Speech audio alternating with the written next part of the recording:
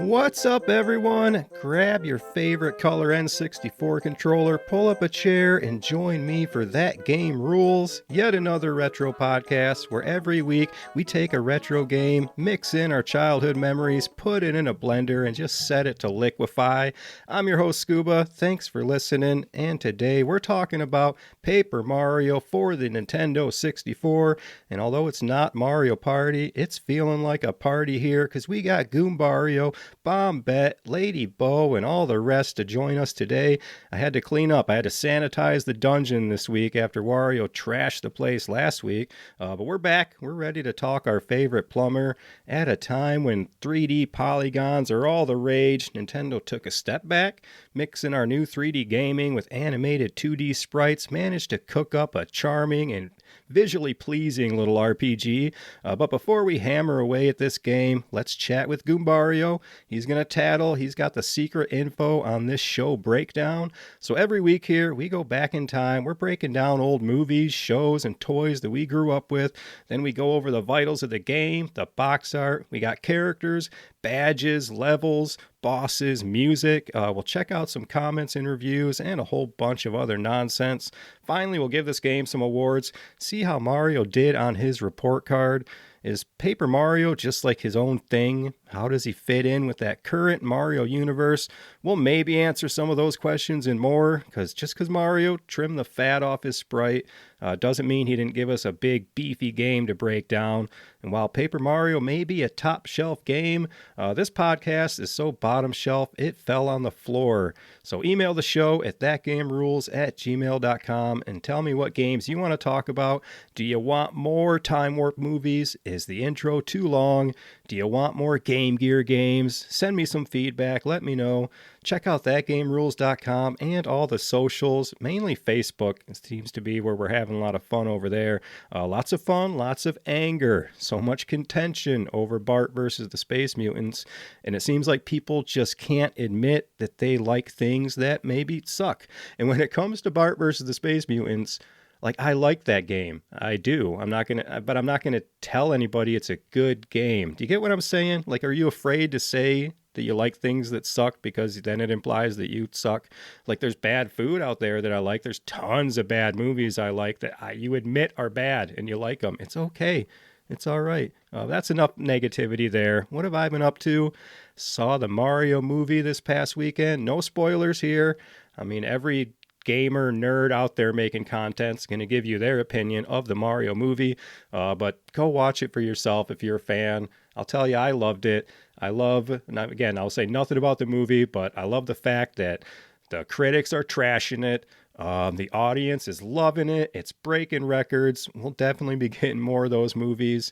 And it just goes to show with these critic reviews, it's like, why are people even reviewing kids? When they review kids movies, it drives me insane. Like, grown adults reviewing kids, it's not made for you guys. But I get it. That's fine.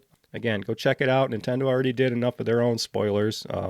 Maybe we'll break down that movie after it's had a little time out in the theaters there. Also, a lot of leaks coming out besides Nintendo leaking its Mario movie stuff. I'm seeing a lot of Zelda leaks. And if you got your thumb on the pulse at all, you're seeing these kind of things as well as far as a remake or remaster of Ocarina of Time. Now I'm hearing this remake stuff. And that's a big deal compared to just a remaster if they're completely remaking, the story and everything of Ocarina of Time. But they've also been saying this for years. We've had these kind of rumors for years. It worries me that this rumor thing got leaked because Nintendo's also very petty and they'll cancel stuff or pull back stuff if things are leaked. It's why I think they went ahead with that Star Fox stuff from the movie to just be like, screw you guys, you got us, here's your info. But there's also rumors of a Switch 2 themed console with Zelda. It all seems like it fits. The other rumor is a possible new Star Fox game. and also the confirmation, I guess, of a no new 3D Mario game till possibly 2027. I'd be okay with that because I'm sure whatever Mario game there's going to put out is good, and if they give us a new Star Fox game, even better. We'll keep this long intro you guys like. We'll keep it going. My gaming memories of Paper Mario in 2000. I was still pretty hardcore into multiplayer 64, so we're talking the GoldenEye, the Smash, because I actually had a few friends back then. Mario Golf, Mario Tennis, Mario Kart, those 50-turn Mario parties going till 3 in the morning. But I was also getting into some of those big boy games on the PlayStation as well, with your Tomb Raiders, your Resident Evil, GTA 3s right down the road. And I definitely rented Paper Mario once or twice. I didn't hate it. I just had no time for RPGs back then, which is weird because then Final Fantasy VII would come along and pretty much envelop my soul for a while. But had this game been named Super Mario RPG 2, I would have put a lot more work into it back then. I was a super huge fan of Mario RPG. That was baby's first RPG for me right there. I love that game with a passion, and I'm talking about the OG. I've played the remake, and I'll go back. I still prefer the original. It looks great. It's got that SNES kind of rough around the edges charm, so I enjoy that one better than the remake. But like I said, it's so good, Super Mario RPG, but kind of different. We're going to talk about that in the comments towards the end of this episode. I've since seen the error of my ways with Paper Mario, getting in multiple playthroughs of the 64 original, as well as the 1,000-Year Door. From there, the series gets pretty divisive, with some people saying anything after 1,000-Year Door belongs in the shredder. But before we see if Paper Mario is going to get his That Game Rules badge this week, we got to go back in time. We got to set the scene of the early 2000s, the early aughts. So grab your airwalks, grab your wallet chain, and let's time warp. Have enough road to get up to 88. Roads? Where we're going, we don't need roads.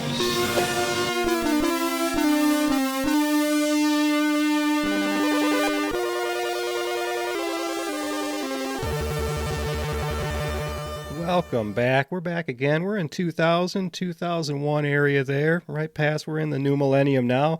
And a sponsor this week, brought to you by Pogo Ball. Stop this commercial!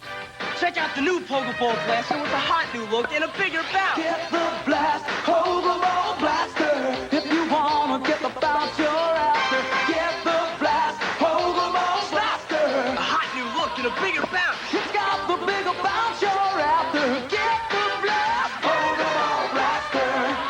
Get the blast, Pogo Ball Blaster. Get the blast, Pogo Ball Blaster. God, shut up already. What is going on with the Pogo resurgence of the early aughts? The Pogo sticks, the moon shoes, and now the Pogo Ball, determined to put kids in the local urgent care.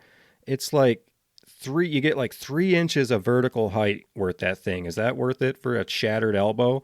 And it's like all they did, they took like a plastic disc and they shoved it over one of them dodgeballs from elementary school. And that's it. You're supposed to like hold your feet on the ball while jumping. And I mean, I guess it's got that freestyle action, meaning you're free to invent ways to make this ball thing fun. So good luck with that. On the commercial, they literally, besides having 30-year-olds playing high school kids bouncing around on this ball, they had a waitress. They showed a waitress bouncing on it with a freaking tray, like she's serving while bouncing on the Pogo Ball. Oh, good times back in the 2000s. The Pogo Ball's an older one too. That gets a bit 90s there too, on the OG Pogo Ball for you Pogo Ball nuts out there. Let's get into some movies here. Talking X-Men. In 2000 there, the beginning of Hugh Jackman's Wolverine career.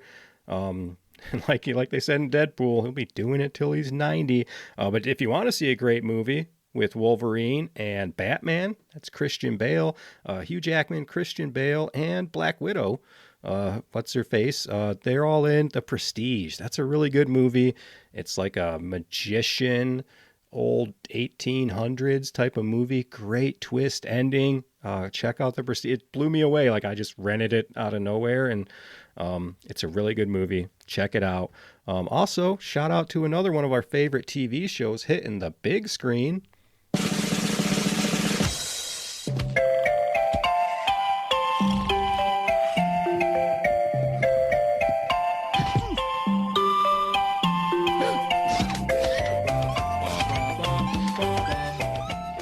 That's right, Rugrats. Rugrats in Paris. That's like their second movie. It makes me wonder if Rugrats, like all our cartoons, a lot of people just complain about shows being like woke or something. Like, are all cartoons from us in the 90s and stuff, are those all, I don't know, considered woke because they're what, inclusive, I guess? Because by this point we got Susie in the mix. What's his name? Dill, the little brother. We've got Kimmy.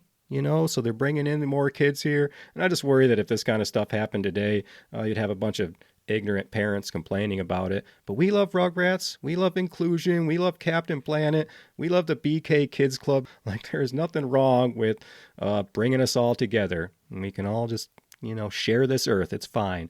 Shout out to The Emperor's New Groove. I never saw that when I was younger at all. I've seen it a few times since, because it's like one of my wife's favorite movies from when she was a kid. And since she married me, she's got pretty good taste. So I'm going to assume that's a good movie there. Heavy Metal 2000 came out, a lackluster sequel to the movie us young boys may have knew so well, Heavy Metal. Because for many guys, that was our first time seeing animated boobies. Maybe your first time seeing boobies ever, because your parents weren't paying attention if it was a cartoon. They didn't realize some crap's happening on that screen on Heavy Metal there. Shout out to a memory here. I must have been, 12-ish maybe, because the 64 was out. So I was at a birthday party. One of those great overnight birthday parties, pizza, pop, Nerf guns, just nonstop. He had rented the 64 because it was like that new. So we had Mario 64, one of my first memories, playing Mario 64 all night. Specifically, I think we made it even like to the ice world upstairs. I vaguely remember that. But another weird, so then come, midnight, parents are asleep, turn on Heavy Metal, watch that show, watch that movie. I also vaguely remember too, like the kid who I was over there for his birthday, his older sister was like hanging around, and she was probably like 1 or 2 years older than us, but felt like we were hanging out with like a 25-year-old. And she was telling us stories about what her and her boyfriend did. And you'll remember those kind of things as a 12-year-old. So weird specific birthday memories, but you remember all those all-nighters. Those were good times. But now I'm going to talk about a movie that means something to me. It's special to my heart. And I'm talking about Battlefield Earth. I'm not playing any clips from this terrible movie. Speaking of just terrible things that I love, Battlefield Earth, a sci-fi movie. If you haven't seen it, starring John Travolta, Forrest Whitaker, Barry Pepper. The tagline, in the year 3000, Earth is lost to the alien race of Cyclos. Humanity is enslaved by these gold-thirsty tyrants who are unaware that their man-animals are about to spark the rebellion of a lifetime. It's got a 2.5 out of 10 on IMDb, and I love this stupid movie. Pulled a few facts for you. Forrest Whitaker, a great actor, expressed his regret for participating in this movie. And Barry Pepper, who's in a couple of things. He's in, Saving Private Ryan. He's a good character actor. He's like a side actor in a lot of movies. Anyway, Barry Pepper said that had he known he was going to win the worst supporting actor at the Razzies, he would have shown up in person to accept his award. But meanwhile, John Travolta, old frickin' Saturday Night Fever himself here, he referred to the film as saying, quote, "It's like Star Wars Episode 4, A New Hope, but better." And, quote, "the Schindler's List of science action films," is what he said during publicity. So somebody maybe brainwashed or something into thinking this movie's great, because the movie is based on a novel by L. Ron Hubbard, the sci-fi writer / con man / cult leader who founded Scientology. And I consider myself pretty open to a lot of religions. I'm not religious at all. If you care about me at all, I'm not religious, but don't mistake that for not being spiritual. I have things against organized religion and churches, and a lot of that stuff kind of bugs me. But to each their own. I accept that everybody can have their own faith. I'm more of a simulation theory kind of guy myself. But this Scientology, this MLM cult disguised as a religion, they can go get bent. As far as this movie, almost every shot in the film is a Dutch angle because Roger Christian wanted the film to look like a comic book. It's something they were doing early in those films. The first Thor does it a lot with these Dutch angles, and it's where the camera's literally almost 45 degrees. And I don't enjoy it's okay here and there. Even in Thor, there's too many of them, but almost every single shot is like this weird angle in this dumb movie. There are similarities between what happens to Terrell in the movie and the imprisonment of Xenu that members of Hubbard's religion, Scientology, are taught about when they reach that amazing OT level 3. Again, most of my Scientology info comes probably from that South Park episode, a couple of podcasts and stuff I've listened to about it. Those kind of things, they interest me, that kind of stuff. But the film is also included on critic Roger Ebert's most hated list. He called it, quote, not merely bad, it's unpleasant in a hostile way. So as much as I was bashing on critics earlier, I like a lot of what Ebert here has to say about this movie. He also said, quote, a film that for decades to come will be the punchline of jokes about bad movies. He also dismissed claims that it was full of religious ideology, stating that, quote, the film contains no evidence of Scientology or any other system of thought. High praise for that movie. It's like I don't like pay to win in video games, and Scientology is like a pay to win joke of a religion. But maybe I'm just one of those suppressive people. And while you just heard me trash Battlefield Earth for a minute there, I would watch it right now if it was on TV. So just like Bart versus the Space Mutants, why can't we as a society admit something sucks while also liking it? That's just your own security. That's on you, you internet savages. Let's keep moving along here. We're going to talk some movies, shows, movies, TV, movies that are on TV that weren't in the movie theater. We're talking straight to VHS edition of some of these Disney movies. The days of the VHS, they're starting to wind down between, I guess, straight to VHS, straight to DVD. But let's highlight some sequels I've never seen or heard of. I always avoided the straight to VHS when I was a kid. And even in my head back then, I was like, well, if they didn't put it in the theater, it must not be good. So prove me wrong, listeners. Tell me if you've seen some of these. Because Disney went all in on those VHS sequels after Aladdin Return to Jafar cost them $5 million and took in $200 million. There was a big time when it was like VHSs were just the thing to do for a few years there. So let's talk about some of these classics I never saw, but maybe you did, and I'll give you the synopsis. So besides the Return of Jafar, which I just mentioned, Aladdin had a third movie, Aladdin and the King of Thieves. This one I do want to watch because this is the one that Robin Williams did come back for, and it's something about a mystery king interrupts the wedding. I'll guess on these synopsises. I'm guessing they're talking about the wedding between Aladdin and Jasmine, if they didn't do that in Return of Jafar.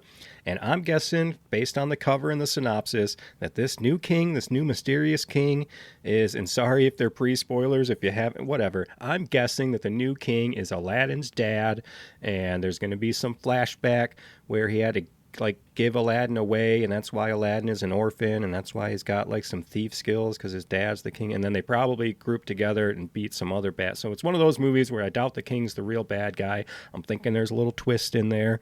I'm going to ruin all these movies for you. We got The Lion King 2, Simba's Pride, Scar's X, something. Oh, so Scar's got a kid. Scar's ex-wife has a kid, maybe. So Scar's daughter.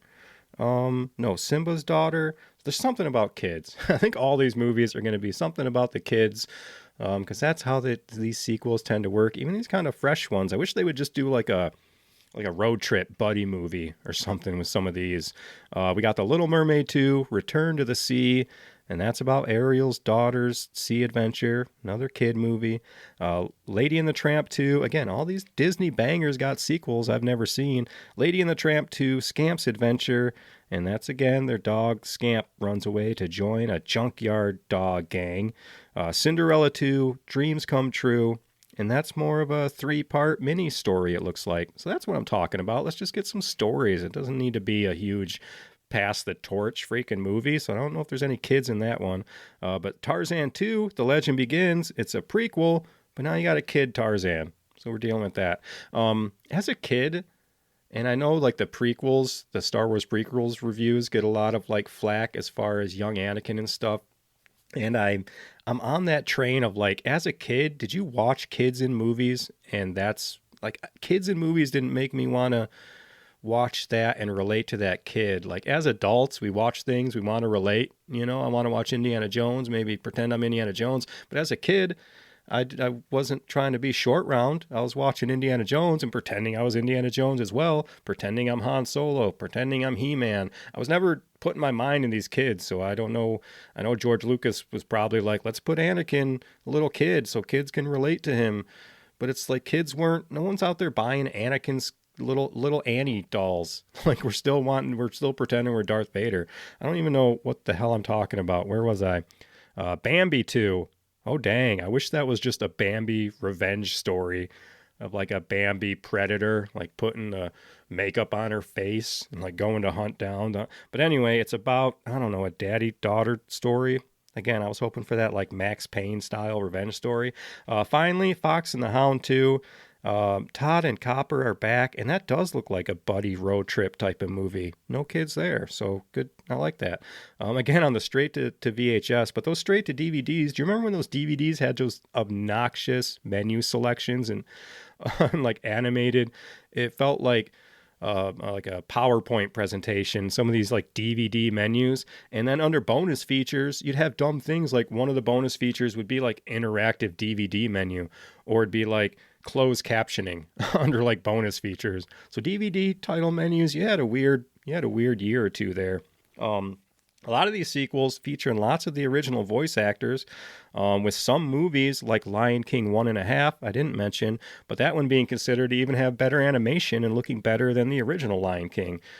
So there's just rows and rows, stacks of VHS tapes in your house, probably on that big wood entertainment center. That was your epicenter of the house, right next to the VCR. Probably up on that thing. Your mom had a bowl of like the dried potpourri leaves and like twigs and stuff for some reason. That was a big deal. It was the style at the time. Up on top of that entertainment center, you probably got your elementary pictures sitting on a doily. I'm just describing how I grew up. Maybe this was the same for you. Your elementary picture, you got that big laser grid background you were rocking back in your elementary pictures. Bring back those. But the entertainment center, those big wood things, the pinnacle of the 90s living room. And hopefully you made room on that entertainment center for this next piece of technology. I swear we're getting into Paper Mario right now. We're talking Nintendo. Because while Nintendo landed the paper airplane with this game, their ideas didn't always take off. And a lot of us had that red expansion pack shoved in the top of our 64s. But did you ever wonder about that port on the bottom of the system? Well, Lady Bows and Gentle Goombas, let's talk about that Nintendo 64 disk drive, the 64DD. With 2 Ds, as he says, for a double dose of this pimping.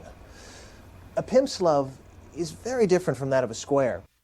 After some success with that Famicom disc add-on, the original, back in Japan, where they're doing the weird stuff, they started to develop that disc drive for the Super Nintendo when they partnered with Sony, but then they ditched Sony after Sony had essentially created this thing. And then, in which case now Nintendo's created their worst enemy. It was with that Super Famicom when they made a disc drive for it, said never mind to Sony. Sony had this thing developed and they're like, well, we already made this thing. Let's release our own. And the PlayStation was born. And I hope Nintendo's probably been regretting that ever since. PlayStation and now the Sega Saturn, they're both showing off disc-driven games with full video clips and stuff, sound for days, and storage, baby storage. I'll say some tech stuff. I'll probably be wrong.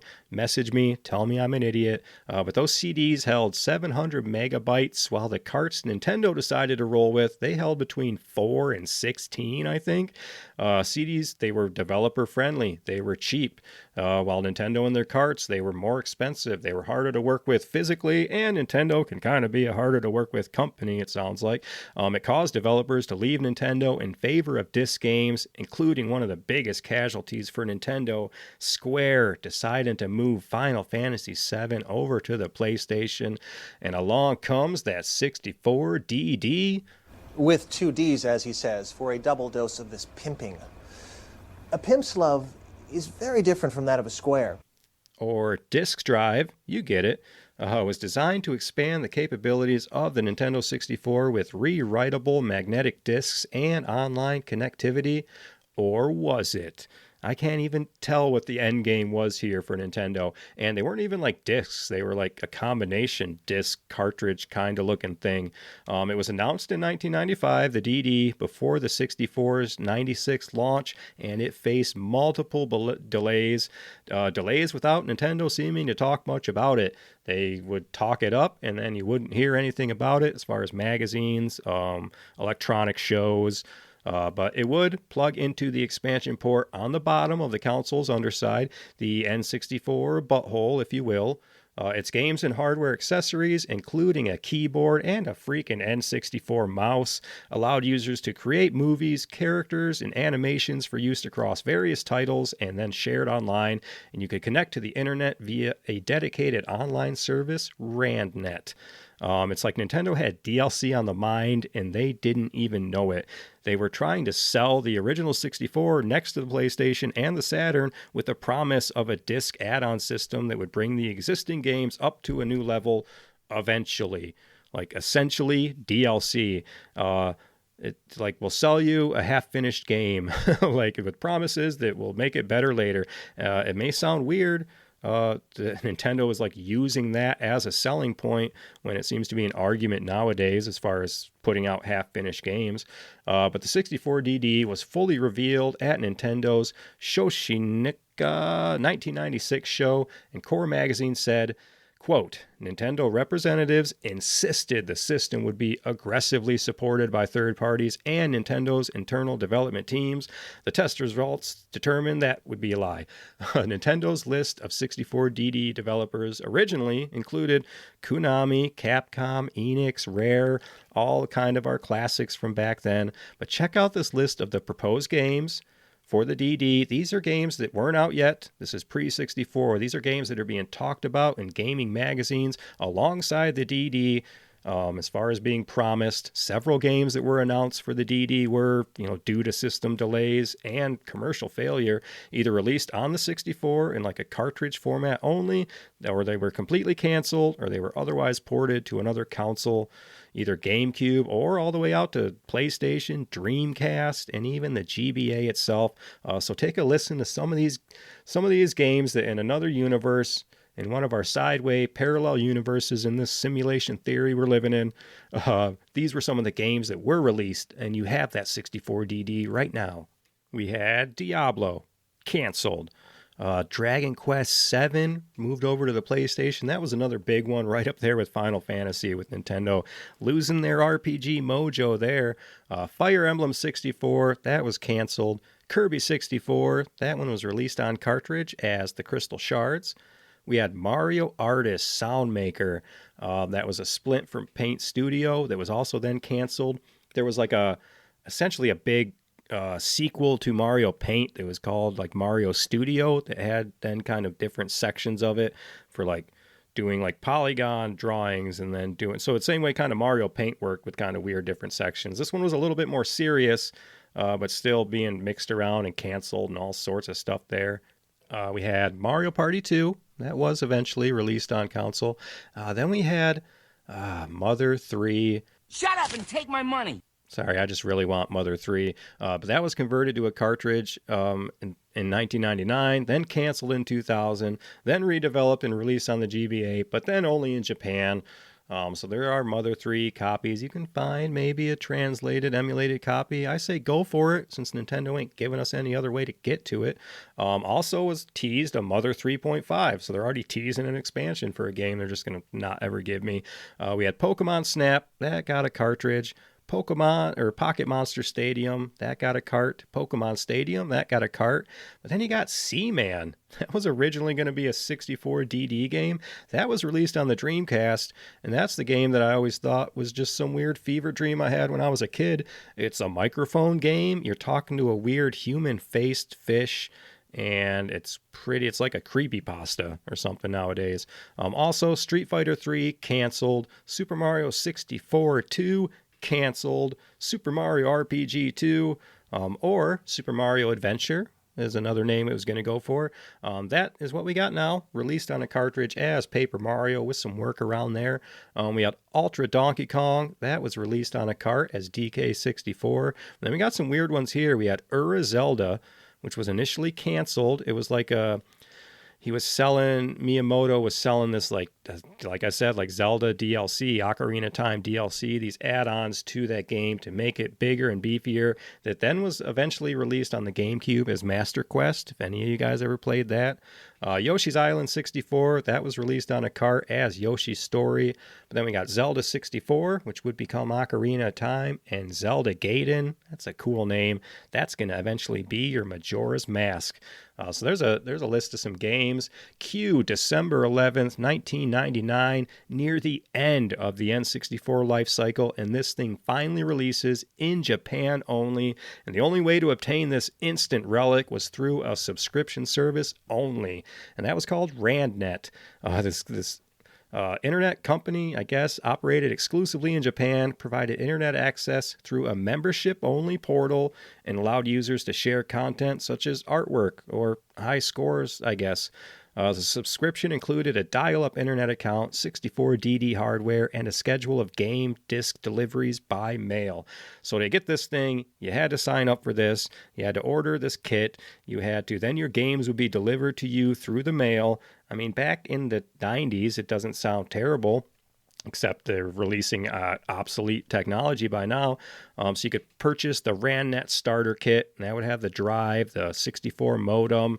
I know the bigger kits would have the mouse and the keyboard with it as well. Its service could only be accessed with that 64 and the DD system, and it was not sold at any retail stores. You had to mail order it. I think eventually they would release it, to clear out the last of their stock. As part of the subscription, games were delivered in stages. Here's a few of them. Doshin the Giant, the Mario Artist I was talking about. They did get SimCity 64, more Mario Artist stuff. The F-Zero X expansion kit was probably the best thing I've seen released on the DD, besides Doshin the Giant, which is about the only game released for it. Then you had Mario Artist Polygon Studio as well, but that F-Zero expansion is crazy. Because you've got a keyboard and mouse now, it works well for things like SimCity, and it had like a whole track design thing for F-Zero, kind of like Roller Coaster Tycoon. And then essentially the Mario Paint sequel I never heard of, with your mouse there as well, all ready to be played on that big CRT TV, whatever you're rocking your 64 DD on. By the time that thing was discontinued in 2001, only 10 software discs had been released. RandNet had a total of 15,000 subscribers. A commercial failure. The add-on was never released outside Japan. And it's like Nintendo knew the thing was junk. They knew they took too long to make it and that it wasn't going to deliver. But Nintendo being Nintendo, they're like, we did the thing. We said we were going to do it. Here's the thing. Shut up, and here it is. But I guess in general, my biggest takeaway from this is that I want that Earthbound 64. I remember seeing screenshots of in GamePro, Nintendo Power, and I want that, the combine and whatever, Mother 3. Give me that, make that Earthbound, just put it in my veins. The current eBay price on the 64DD puts it around $2,000. You can find the games, you can find all sorts. I don't know what you're going to do with them, but it's a collector's item now. But that's enough what ifs with Nintendo. It's been an intro. It's time to talk a game that definitely exists with a real cardboard box to check out as we get out of this time warp and into the game chat. Now, I know you love video games, and I asked the clerk which is the one every boy wants. You got me. Oh, yeah. All right, let's talk about our boy Mario. Finally, we're here. Let's look at that box art. It's the biggest change. It's a bold new art style for a bold new game. In Japan, the artwork is about the same, but they went with the title Mario Story, which for me shows that the real emphasis of the game is on the story. The art style just kind of happened. But this was a big world-building game story-wise. There weren't a lot of paper mechanics. It was mainly just the art style. One of the bigger complaints I see for the later Paper Mario games is they kind of switch it up between those two. Like sacrificing story more for like the paper gimmicks in the later games. But as far as the box art, it looks good. It's got the new Mario design with his tiny little eyes. All the sprites are looking good, though, because we're giving our sprites attitude in this game. We're giving our sprites little outfits. But let's get into the history. And what can I say? We were talking about it with that DD there, but Nintendo losing Final Fantasy to Sony and the PlayStation is something Nintendo has got to still be feeling to this day. You got Square. They're too busy now. They're making bigger games on those better discs. So it was looking like that direct Mario RPG sequel. It's not going to happen. So will we ever see the likes of Malo and Gino again? Time will tell. But the history itself of RPGs between Japan and the U.S. is always interesting to me. We're a little late in the episode now, but I'd like to dive deeper into that someday. There's just tons of games that never got ported out of Japan. And I just have to mention it as one of those baby Americans that can't really handle some of those Japanese RPGs. I still think other people over here could. Am I so out of touch? No, it's the children who are wrong. And I want that Mother 3. Gosh darn it. It does beg the question, though, if we had gotten those harder games over here, if we did get Lost Levels instead of Doki Doki Panic, would it have turned away some future gamers? Like, that's why I praise these early Mario games compared to like a Bart versus the Space Mutants or a Battletoads. A hard game like that could make you want to put that controller down as a kid, or God forbid, go outside and play a sport or something. So I'll always cherish these cute little games. You can call them easy. I call them just video game entry level. And these ones, and in Nintendo's case, there's a lot more behind the curtain for you more hardcore gamers. There's more things to do. It's where Nintendo's good at making games, call it the little kid system. They make games that little kids can play. Number one is having been a little kid. I appreciate that. Number two is having little kids. I appreciate that. But they always tend to make, it doesn't even have to be a hard mode. There's just harder parts of the level or more challenges to do that you don't have to do if you're just trying to beat the game. So those are what make kind of these games grow. That's why they're not just a Sesame Street type of game. For the development of this one, it's time to rewrap what started as a sequel to that amazing game, Super Mario RPG Legend of the Seven Stars, on that bangin' 64 DD add-on that never happened. With 2 Ds, as he says, for a double dose of this pimping. A pimp's love is very different from that of a square. It's spelled with 2 Ds, people. Shigeru Miyamoto, he returns as a co-producer, armed with the knowledge of video game design and the power of chain smoking. The whole production of the sequel was handled by the original team from Mario RPG, so we got that going for us. Nintendo approached Square, who had developed the first game for the SNES, to help develop the sequel, but they turned down the offer due to their work on Final Fantasy VII. And with the failure of the DD and the departure of Square to work on that FF7 game, I've heard of it, we'll see what Nintendo managed to cook up for their RPG sequel. Early in development, it was decided to divorce the project from Super Mario RPG, and the developers took a year and a half to experiment with character and graphical style ideas, including pre-rendered sprites, just like Super Mario RPG. The original characters introduced in that first game were not featured, as the developers felt it was better to stick to, quote, the main road of the Super Mario franchise. Thus, we don't get to see our friends Malo and Gino and Todofsky. And who is the Yoshi with like the hat? Yeah, stealing stuff from you. But the story was conceived early in development, and the developers decided to focus on making other aspects of the game appealing to all players in the long run, rather than making it, quote, about some grand, enticing story, especially as it felt serious and dramatic. They felt that serious themes and dramatic themes would be at odds with the lighthearted feel of the franchise. So you're not going to get You're not going to get some of the hardcore RPG story elements in a Mario game. I'll mention that probably later as well. As far as story, they're going to keep it. They're going to keep it a little cartoony. They're going to keep it fun and light.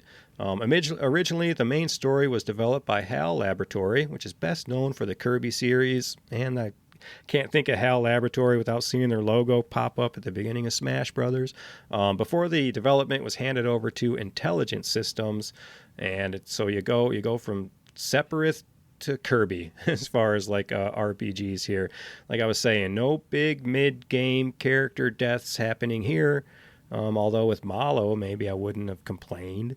I like Malo. He's all right. The development of Paper Mario took 4 years. That's a very long development cycle for the time. Particular focus placed on the battle system. Its design taking up about half of the game's production time. Just tweaking and tweaking that system to make it fun. And it's got to be a hard thing to tweak with all the badges, changing things around so much. You want to make sure no particular build is too overpowered or too overpowered bosses. Development's got to be tough for this stuff. As the developers were aware the game would be primarily played by a young audience, the game was balanced around the idea that combat would not be so easy as to be mindless, but not so difficult that it would discourage players. And that's where the action commands come in.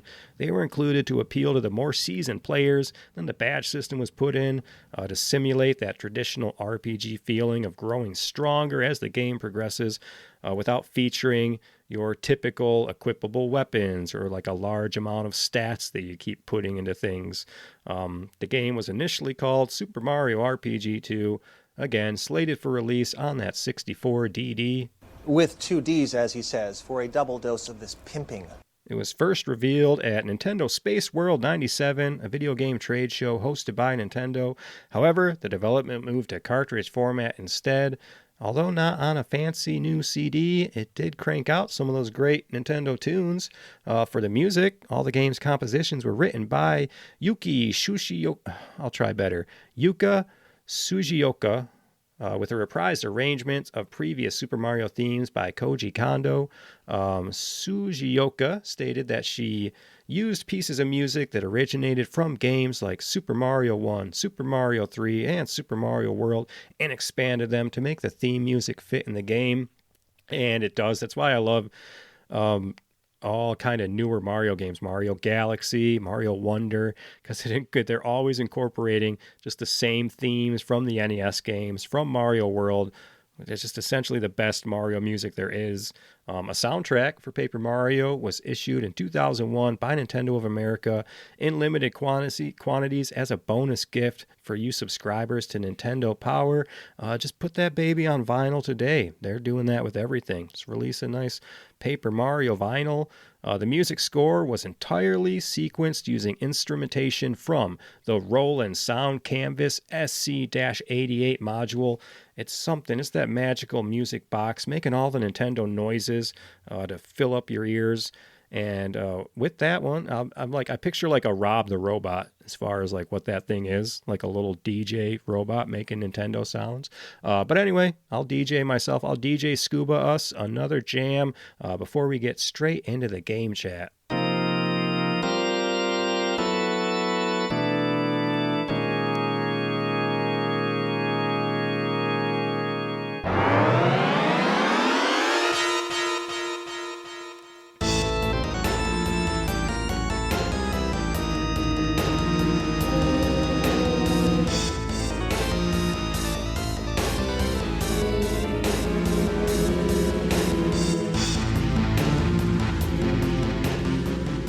They're mixing in them old themes. I like that.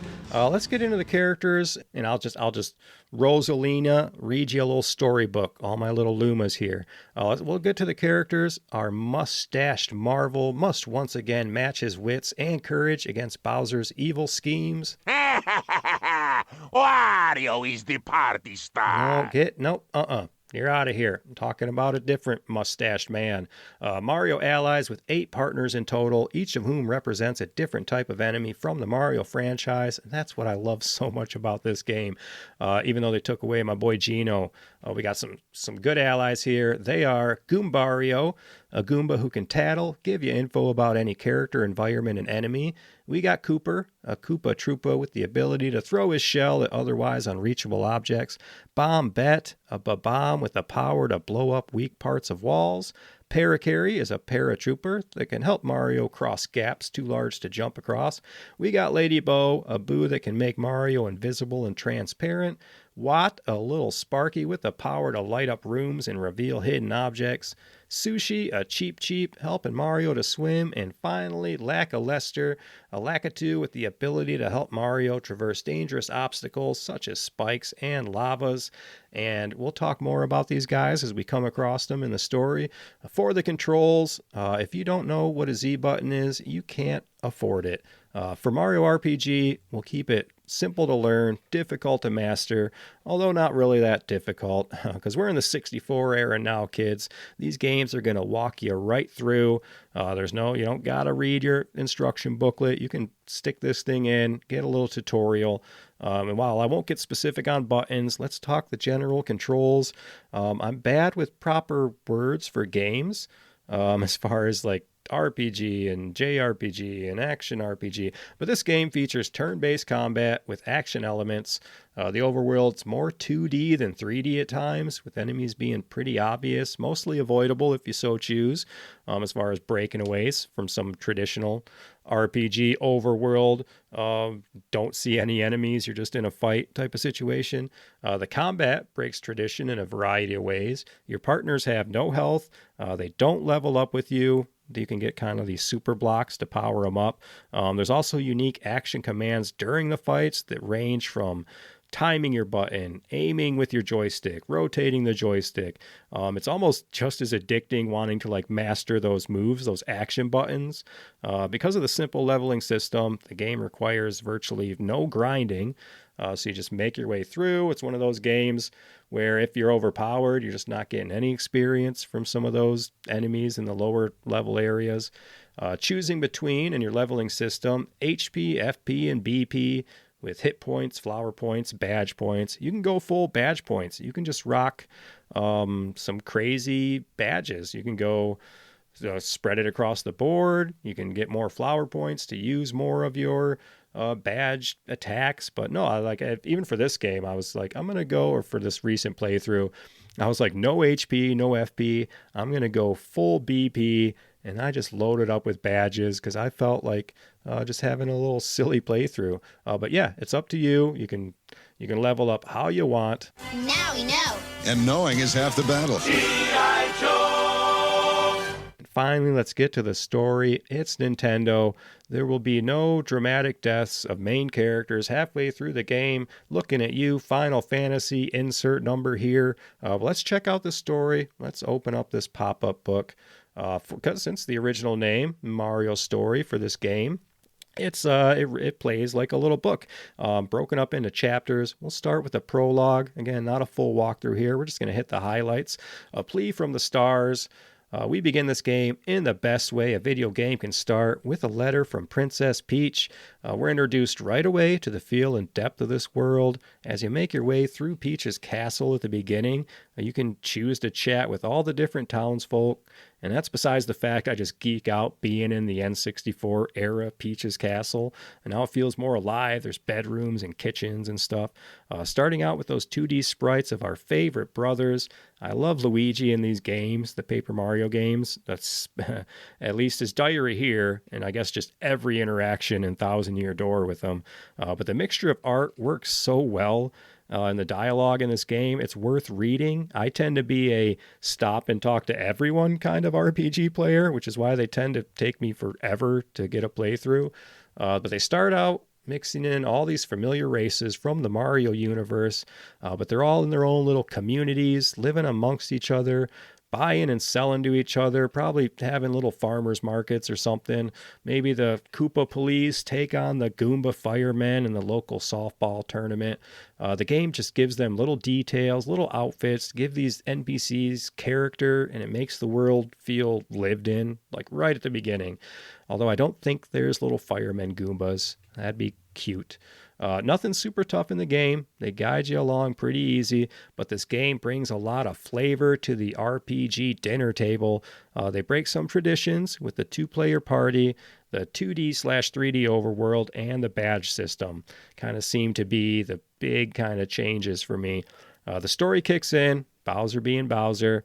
He stole the Star Rod, not the Kirby one. Maybe it is. But now he's invincible. He's also preventing anyone's wishes from coming true. In a great opening cinematic, he swoops in to steal Peach in the castle, and he flicks Mario off the floating island like an annoying booger. The point is, it's the same story. Where this game shines is like the stories of the individual chapters themselves. That's where the charm is. Solving like these little small town real world problems. I mean, the overarching story, Bowser, big bad, take princess. But it's like when I do something dumb like helping get rid of the shy guys in the town, all these just individual little stories that happen in each of these chapters. It's when you meet your partners and you're helping them, and you're helping Cooper find his shell, and you're helping Lady Bo and get rid of the Tubba Blubba guy. So it's all these like individual little stories. It's not the big overarching one. But the game opening is huge, and it's like a lot of action or horror movies or video games nowadays. It's got big dramatic action, big fight right off the beginning, and then like a mind-numbing halt, followed by a slow, hand-holding first act to introduce the characters and the themes.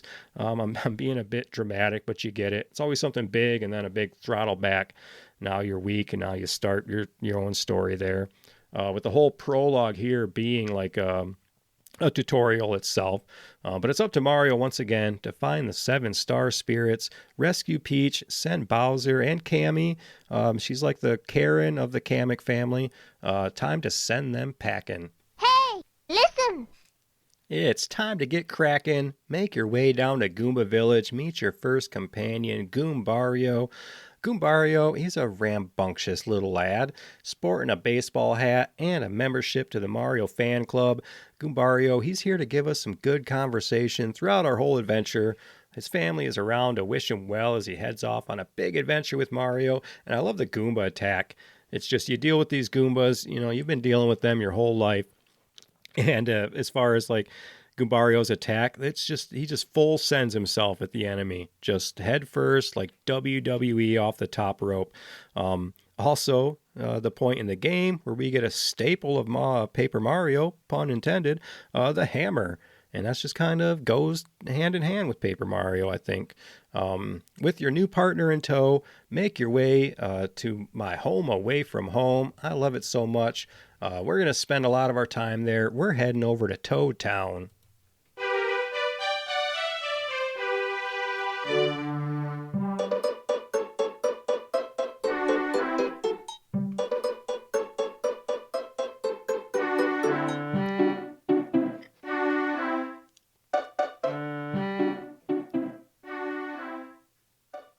Everyone seems to agree that the 64 era Toad Town, it's just top tier Mario RPG.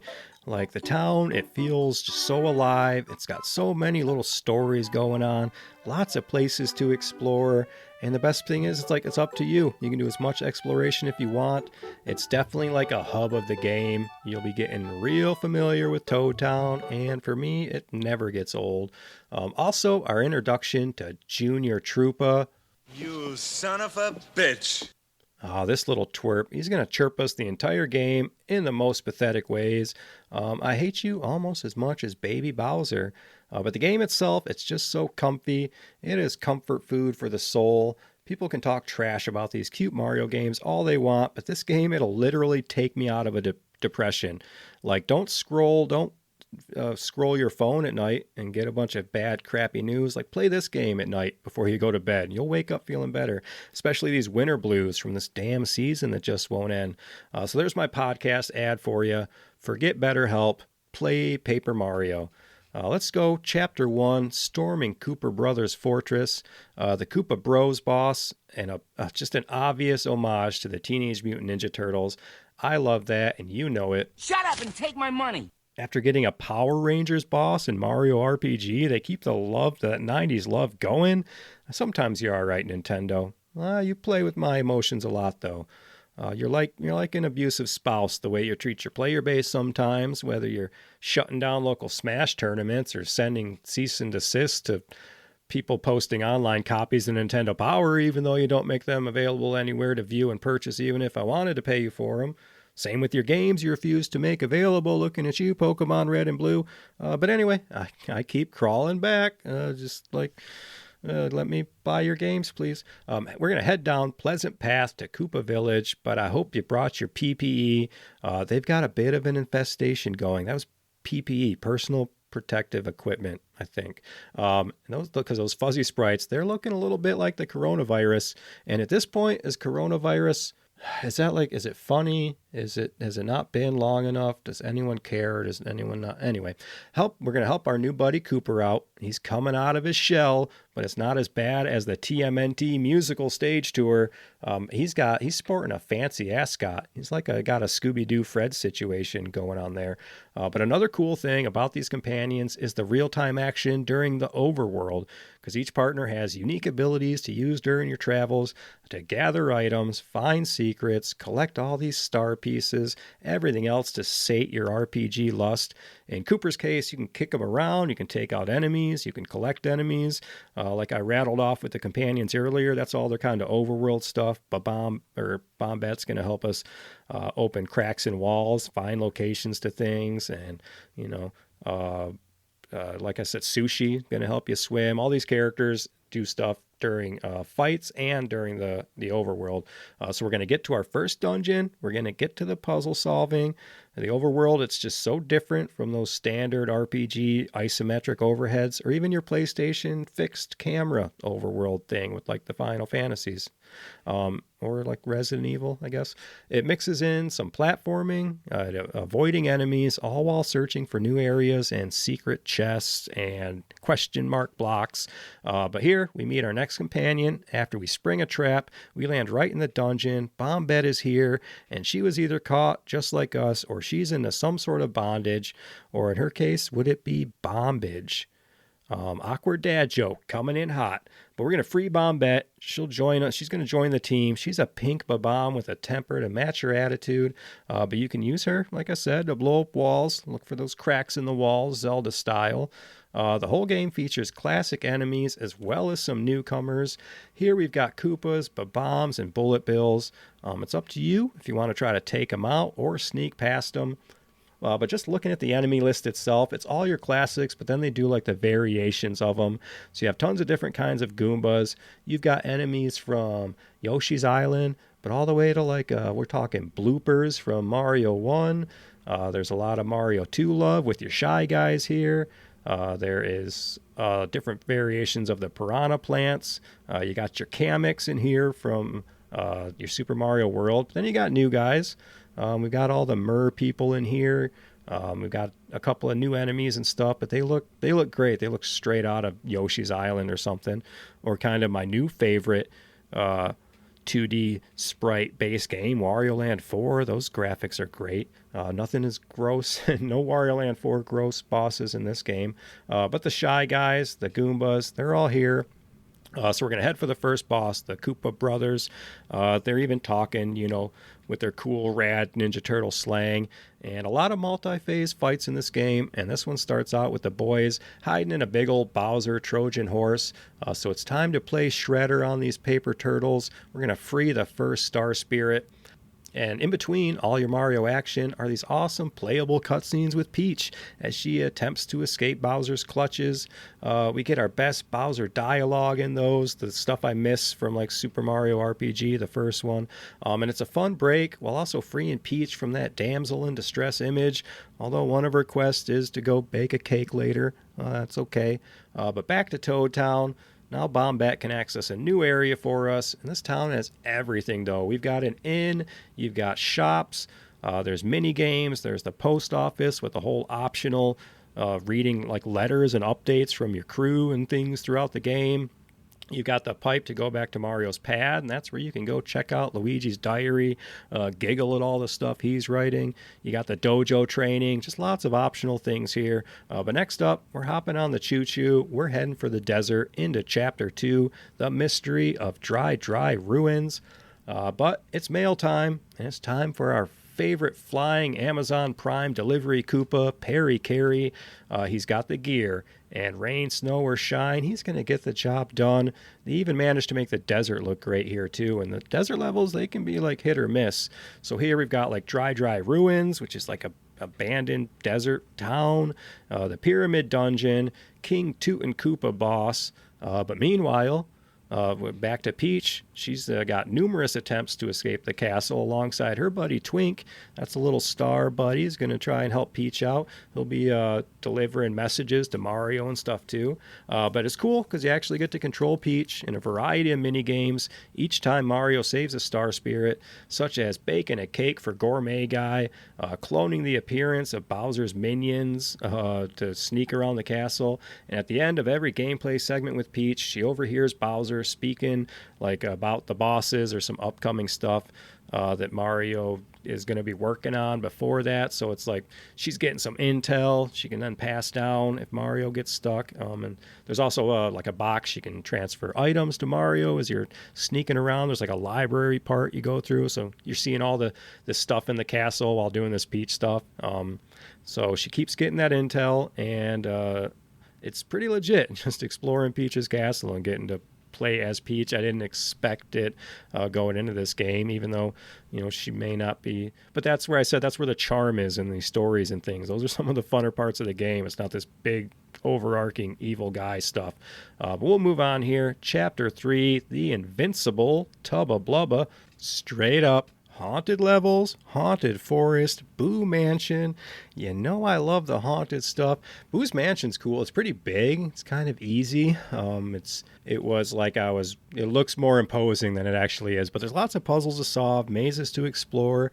You also pick up the super boots here, allowing that spin jump. That's another staple of Paper Mario, I feel like. But I'm spin running this whole game anyway. It's like when you play Ocarina of Time and you're just rolling as Link the whole time, you're just going to be spinning as Paper Mario the whole time.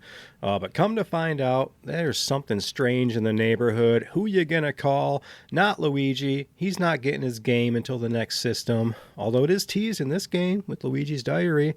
He talks about how scared of ghosts he is and how he can't wait to star in his own game. Hint, hint. But we've been tasked with taking down Tubba Blubba. A ghost-devouring beast from your nightmares, but really he just looks like a big dumb puppy. But Lady Bo, she's here to join the team and also here to make me mispronounce her name constantly as Lady Boo. But she's got the big bow. She's got a big fan to lay the smack down. She can help you turn invisible in both the overworld and during fights. So we take out Tubba's heart, and he'll promptly puke all the ghost friends back up. Time for more Princess, more Toad Town, more star pieces. But we're going to talk Chapter 4, The Trials in the Toy Box. Back to Toad Town. Things are getting crazy. We've got shy guys everywhere causing chaos. And the cool part about these kind of transitions between like dungeons is how simple they are. So like to continue the story now, you're tasked with helping the townspeople, people you've been interacting with the whole game already, even though the quests are mundane, like helping to find a calculator. I think you help Tasty find her frying pan. It still manages to make you feel like a hero. Those are like things you could almost do in real life. But we're heading to the toy box. We got to hunt down these shy guys. That's in Toad Town. We hunt them down. It's fun. It's colorful. It's here. You'll pick up the recipe book from the fat, shy guy, chef guy. You're going to give that to Tasty to open up some cooking options. And it's like Breath of the Wild. Cooking can be its own mini game. To occupy your time. You can end up cooking for an hour or two because it's got tons of crazy combinations and things you can make. So speaking of some of the food, some of the items in this game, it's like besides the stuff you can find and the things you can are the things you can cook by combining things. But some of the items they range from something basic like an apple pie, a big cookie, but you can end up with like a bland meal or a deluxe feast. But some of the fun items, we've got the egg missile. That's something you can cook, and then it's an attack item. You shoot it at an enemy. You've got something like the fire pop. It's like a spicy sucker. It'll restore 20 flower points, but you lose health points for it. There's the frozen fries. For some reason, you end up with frozen fries by combining probably ice. There's an iced potato as well. But shout out to honey syrup. I think those were all the syrups. Just bring me back to Mario RPG. And then you got your jellies and your candies. So all those kind of things that kind of make it still bringing that Mario RPG kind of feeling, but adding all that new kind of cooking stuff in there. You can make spaghetti.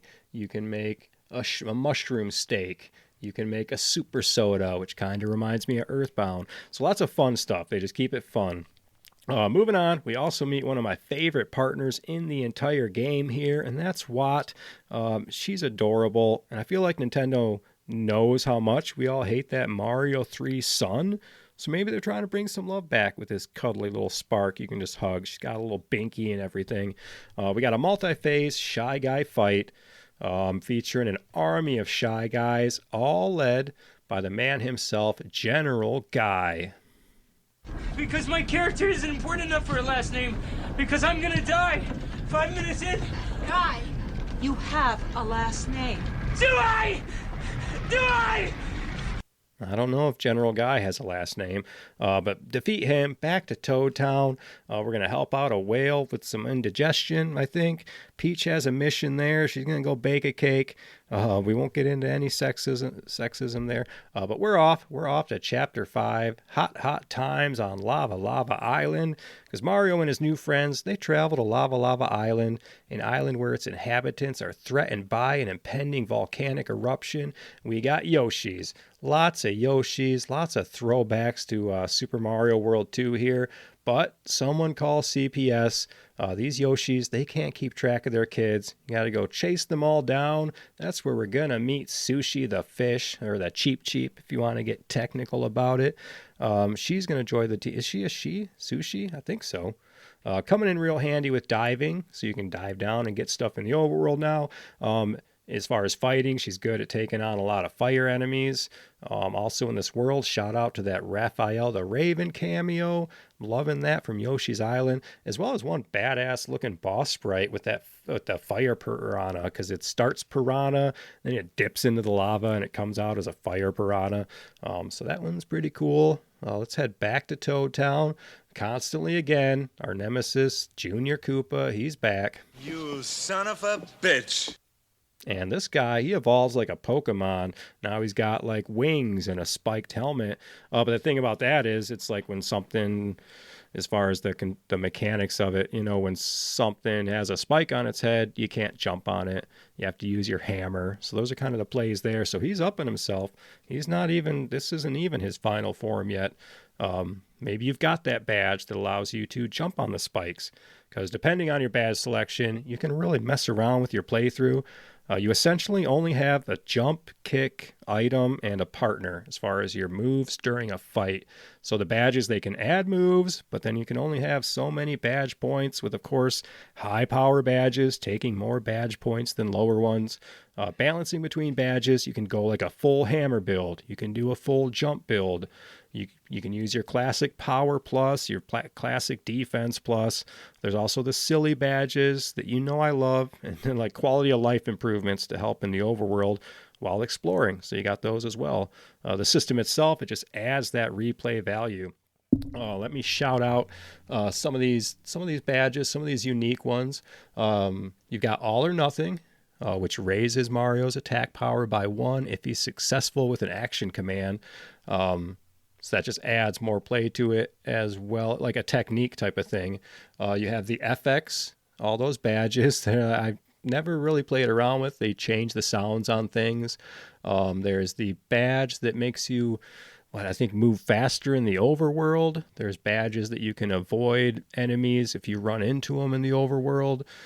There's of course the upgrades to like the Quake Hammer, the Power Hammer, the Throw Hammer. So now you can throw your hammer at flying enemies and use it on them now. And badges that will increase hearts as you attack. I'm trying to think of some of the silly ones. There's more. So there's like the Zap one that like electrifies Mario, so enemies will hurt if they hit him, and there's moves that'll like Mario will knock an enemy into another enemy, causing damage to that one as well. But there's a couple of weird ones that are never released. I don't know if it's unused content, but one of them is called Anger's Power, and it's the sprite is like a little dark Mario. It says causes Mario to assume a dark red tinge and angry pose during battles. Mario's portion of each turn is controlled by the CPU while you control the partner, and Mario's attack power increases by 2, but his AI is quite rudimentary. It says the effects are much like the Berserk status from other RPGs. So there was a badge that, it was a Mario Berserk mode that they never ended up using. But this is the part of the game coming up now that can create a lot of backtracking. Hopefully you've been collecting the seeds needed to open the gate to Chapter 6, Dark Days and Flower Fields. Essentially one big trading quest, but we also pick up Lackluster, our final companion. The boss here is probably the toughest in the game for me, because Huff and Puff, it's like a real RPG boss suddenly. He'll summon ads, he'll absorb the ads to heal himself. It's like the only real challenge. Like I said, it feels like that heavier RPG boss battle. Once you know the few tricks to use, it is a Mario game, so you'll make it through fine. Up to Chapter 7, a Star Spirit on Ice. And this is fun because it's just strange and dumb. It's murder mystery time. Solve the case of the dead mayor before they put you away for good. It's official CSI Mushroom Kingdom going on here, but it's got one of the best dungeons in the game, the Crystal Palace. That mirror mechanic they use with the Dupla Ghost, it was like such a surprise. Maybe I won't get into it so you can play it and see what I'm talking about there. It's another unique maze to play through. Take out the Crystal King, save that last Star Spirit. You've saved them all. Now we've got a big Marvel, we got a big MCU Sky Beam to get to. Anytime you're dealing with the Star Sprites, you're on Star Path, Star Haven, these kind of things. It all looks really good, and the music's, I didn't play any of those clips because it kind of puts you to sleep in a good way, because it's just how you think a little star haven of little stars, how they live up there, nice and cozy. But we're moving into Chapter 8, a star-powered showdown, and now it feels intense. I mean, the end dungeon's great. It's testing all your skills, putting all your partners to the test. You're going to be using every single move you've learned this entire game. You've got your final battle with dumbass Junior Koopa. You son of a bitch. And then it's like jarring when you make it up to Peach's castle. It's you find it like it's so quiet and like haunted almost feeling. It's given liminal spaces is what it's given. It's like it's just creepy up there. But Mario, you confront Bowser. It's time to kick ass and chew bubble gum, and I'm all out of gum. And with the power of the 7 Star Spirits, Mario manages to beat Bowser by stopping his invincibility, while Twink, with support from Peach, battles Bowser's sidekick, Kammy Koopa. That's right, Peach ain't sitting this one out. Although she doesn't do anything, Twink does all the work. But this part of the fight, it reminds me of that part with Paula at the end of Earthbound. I'm talking a lot about Earthbound. What with all the praying and stuff she does at the end of there. But thanks to Peach, wishing for Mario to have the strength to win, that gives Twink the power to join the fight. And Mario and Peach, alongside their friends, eventually win against Bowser and Kammy. The Star Spirits restore the castle to its spot. Later, Mario and Luigi receive another letter for another party, which lead to a parade as the game's credits roll. And then Mario and Peach, they go back to Mario's to watch fireworks and chill.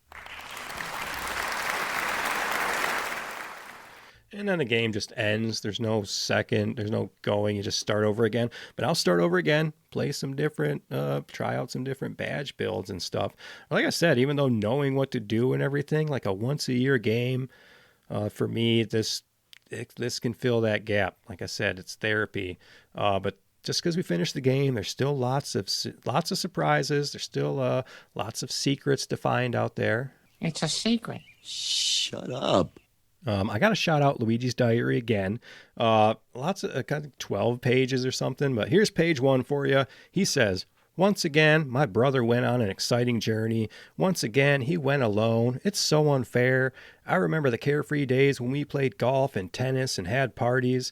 I remodeled the house and made a secret basement. My brother has no idea. It's the perfect place to write in you, my secret diary. And then page 3 here. Says, a shy guy appeared at my house the other day. I found it asleep in my bed. Can you believe it? I ran after him, but he was way too fast for me. I heard that a lot of Shy Guys also appeared in Toad Town. Supposedly, they came from Shy Guy's toy box. It must be somewhere in town. A toy box? I wouldn't mind seeing that. Maybe they have a Nintendo 64. So shout out to referencing the 64 Luigi. And again, your Luigi's Mansion game. It's coming, buddy. But speaking of mansions, while in Boo's mansion, enter the room on the right on the bottom floor, hop on the crate, jump into the vase, and turn into an 8-bit version of Mario. You even get the classic music. You can't leave the room, so it's just a neat little Easter egg. But did you know you can return to Mario's house, like I was saying? In order to get to that Luigi's diary, you need your spin jump. Once there, walk inside, head for the back room. Spin jump on a hidden panel that opens the way to Luigi's diary. Also, still talking Luigi here, on page 2 of that diary, he says, quote, I want to play the lead in an adventure. Of course, my name would have to be in the title. That'd be sweet, but I know it'll never happen. That's the one I was talking about. Less than a year after that, Luigi's Mansion was released for the GameCube with Luigi as the main character, playing Ghostbusters. And Luigi's Mansion, you might be the first GameCube game on this show down the road someday. We got no ghosts to bust here yet, because Lady Bo is our homie. But we got some comments to bust through, so let's see what the internet thinks of Paper Mario, and finish this episode off with some awards. Aren't you a little old for video games? That man is playing Galaga. Thought we wouldn't notice, but we did. What do all the things that you want to do? Throw me a frickin' bone here. I'm the boss. Need the info. I've lived in mortal terror that this would happen. Get on with the ceremony. Alrighty, y'all. What do you got to say? Schmitty B here says, the first and second Paper Mario were so good. Sadly, I haven't felt the same about the others.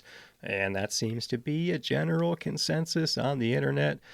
Big Data says, for anyone who loves this and the Thousand Year Door, I would highly recommend Bug Fables. It borrows many mechanics from these games, but makes enough changes to feel unique. One of my top 5 Switch games. And I threw that comment in here because a lot of people were talking about Bug Fables. I didn't look up anything about it. Figured I'd shout it out here. Check it out if you want to. Reset Tears says, I'm playing it for the first time. I like the simplicity of it. It's a nice game to play before going to bed each night since it's chill. Finding it a bit more challenging than I expected though. Maybe I just need to level up more. But I end up losing a third to half my health every time I get a bunch of these bomb enemies to deal with. And I know what enemies you're talking about. And you shouldn't have to grind to level up. It's those bomb ones. They set off their wicks and run at you and explode. Either take them out as quick as you can, maybe with like an AoE, like Bombette, or use Lady Bo to make you invisible. It's either high defense or take them out quick or run away with those guys. Moving on, Frightening World says, I've said it before and I'll say it again. The beauty of Paper Mario lays in its ability to turn the Mushroom Kingdom from an obstacle course into a place to actually live. One of the smartest choices they made was to turn Mario's enemies into your closest allies, which really enriches the world building and stimulates the imagination. The fact that the gameplay is fun on top of it serves to make this and its sequel excellent experiences. Very well thought out comment. Very true, and it was for them to switch from like Malo Gino and these kind of weird RPG characters to existing Mario lore and going to these towns and meeting all these people is what makes this game stand out more than Mario RPG, I suppose.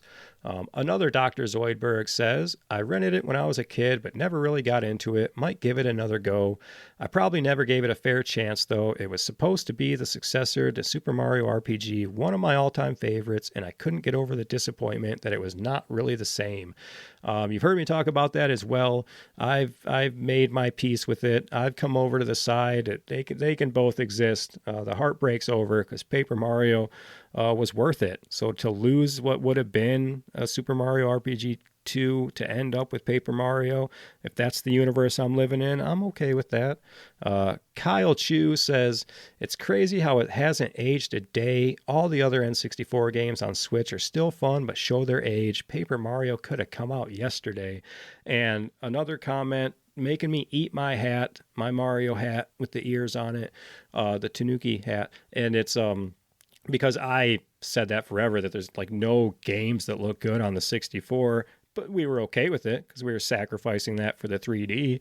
But to then have this sprite art heavy game, and then it mixes so well in the polygons because it feels like you're playing this pop-up book. The way the buildings pop up and form and all these things, it does. It's a beautiful 64 game. I'll keep saying it.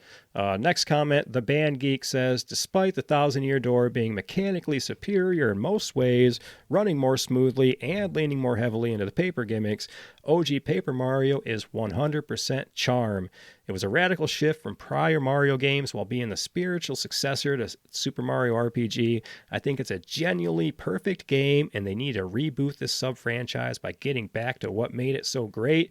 And a lot of people say that exact same thing. They kind of have gone off the rail of what did. It's that the word charm comes up a lot when you're talking about the OG Paper Mario. Thousand Year Door is great as well. Super Paper Mario from there. Whatever the 3DS one is.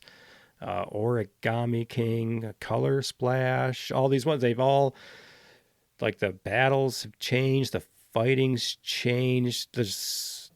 There is a lot of clamor to go back to their roots of this original Paper Mario game. We'll see someday. But the last one, my favorite comment I came across is from SGC1.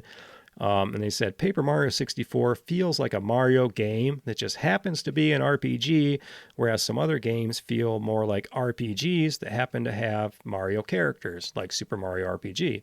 It sticks very closely with traditional Mario locations, species, and plot to give a familiar feeling in an unfamiliar game.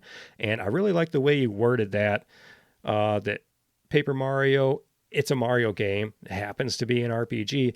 And the opposite of Super Mario RPG, and it does feel like that. It feels like they took an RPG, you've got the isometric, you got the weird characters, you've got kind of, you almost expect a lot of the interactions that you have in Super Mario RPG, whereas the part of Paper Mario that's so fun is that you want to go have these interactions where you're like, that's a Koopa. What are all these Koopas up to? What are all these Goombas doing? Now I'm talking to a bunch of ghosts when I used to fight them. Or these guys. So that's what makes Paper Mario so great, is that, you're bringing those elements into it, all these existing Mario elements. But that's all the comments. We're going to get into my awards here. I'm going to see how I feel about this game. Award number 1, the Super Nintendo Chalmers Award. It's going to be the best in-game character name for our partners here. Well, not even the partners, just all the character names, because I'm going to shout out Colorado, the Explorer. It's just a perfect name for an explorer. It's got to be an homage, because just like Indiana Jones, the best explorers are named after states. It even sounds tough. It's even got the same number of syllables. And it makes me wonder if he also just stole the dog's nickname for his own name. Next up, Sushi. And that's just a funny name for a fish. It's like naming a cow hamburger. But then I think, like, isn't the rooster named Drumstick in Diddy Kong Racing? Could be offensive. Like, I knew a girl in high school, people called her Sushi behind her back, and that was for entirely different reasons. But the winner of the favorite name is going to be Goombario. Ever since World 1-1, that first Mario screen, that first Goomba, the stars aligned, and these two video game characters have become just a representation for retro gaming. Picturing little Goombas with Mario posters on their walls, just looking up to their idol. Next award here, Now You're Playing with Power Award. It's going to be my favorite badge to shake things up. Beyond your basic, we've got the Power Plus, the Defense Plus, the Damage Dodge, your Defense, all those ones. But we're going to shout out the Quick Change. And that one allows you to swap partners without using a turn. Because I like to use those party members. I like to shake things up. Also, the All or Nothing I mentioned, it rewards yourself by mastering that action button, giving Mario the power, the muscle, Shout out to the jumps and hammers, all those moves, because sometimes I like to rock that Quake hammer, that ultra jump. But I'm going to give the award to the bump attack. It's the defeat weak enemies by just walking into them. And if that's good for the overworld, I'm busy. I got stuff to do. Get out of my way, people. Award number 3, the Cake is a Lie award. The tastiest food item, thanks to Tasty the Chef. Shout out to dry pasta and frozen fries. Those are both items in this game, but both food items that I would actually eat as a kid. Did anyone else just like gnaw on dry macaroni sometimes? Or like put a piece of dry spaghetti in your mouth like it's a piece of wheat and you're Tom Sawyer or something like that? Or was I just poor? Because fries straight out of the freezer. I would just like grab out of a bag of frozen fries. I would just gnaw on a frozen fry. Was it me? Was I just weird? Shout out also to Strange Leaf and the Stinky Herb. I know that sounds like a Snoop Dogg album or something.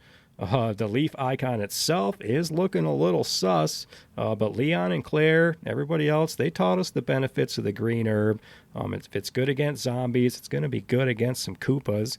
But the winner is going to be Kooky Cookie. And while I love the little Yoshi's Cookie icon, I like to get crazy. I like to get nuts. And Kooky Cookie adds random effects, playing a little chance time here, a little gambling action, a little bit to keep you on your toes. But now, let's rank this baby. Let's see if this thing rules, if it's a rental, or do we retire this thing?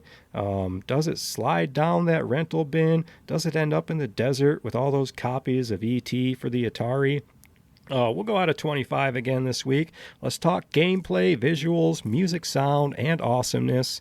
For the gameplay, this game does everything it promised. You're going to get 22 out of 25. While the game can be considered easy, its charm lands itself in a lot of people's best of 64 lists. Like, I've replayed this game a few times, and it's the story, the characters, the world building that suck me back in. Even with the easy combat, it's got that real-time action. It's got the badge system to make your playthroughs feel fresh and new. My only real critique is that it's not Super Mario RPG. That's only because I want Bowser on my team again, so they can make fun of each other. For the visuals, 25 out of 25. This might be my only perfect visual score on a 64 game like ever. And we were fine sacrificing looks for 3D back then, but the way those 2D sprites pop against that polygon background, like I said, the way those buildings fold up and down really bring that pop-up storybook to life. And a shout out to the costumes on all of our partners, all of our enemies, hats, sunglasses, ascots. It's just everything given just general personality. Music and sound, 22 out of 25. When playing an RPG, the music is almost like its own character. It should be immersive, should be dramatic, should help move the story along.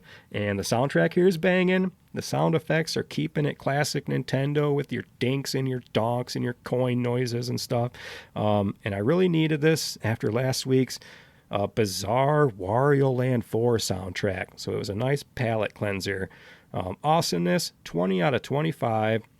Unfortunately for Mario, awesomeness in the 2000s, it was starting to look different. Like Extreme is the new awesome.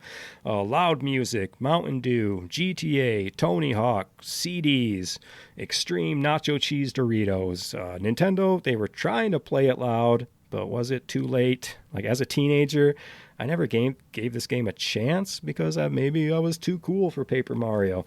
But as an adult, this game is everything I want and more. So add up those numbers, and does this game rule? 89 out of 100 hammer whacks means you can just fold this game up, stick it right into that game rules folder. Sometimes these cute, charming games, they go deeper than just playing for fun. When you start to get into RPGs with that heavy character development, it makes these characters come to life, and playing this game is like going back home to chat with some childhood friends. While this game may not rule out loud and in your face, it rules in that special place, that little tub of blubba heart we've all got buried under a windmill somewhere. But I'm running out of paper puns. It's time to wrap up this episode. Give Paper Mario the old 3-hole punch. And I'm not even sure about that at all. What is that? I'm not trying to put Mario in the hospital. I don't even know what 3 holes we're punching there. But it's time to get out of here. Thanks for listening to this week's episode. I appreciate you guys. I appreciate the support. I appreciate the kind words, and throw the hate in there too. I can take it. Hit me up, thatgamerules@gmail.com, the website, the Facebook. Let me know what you think about Paper Mario. I'll be posting some reels over there soon. If I ever manage to form any sort of community around this podcast, that would be like a dream come true. So I appreciate the likes. I appreciate the follows. What I really want to hear about is your opinion on the games I'm talking about. So send me messages, but I'm going to get out of here. Thanks again. I will see you guys next week.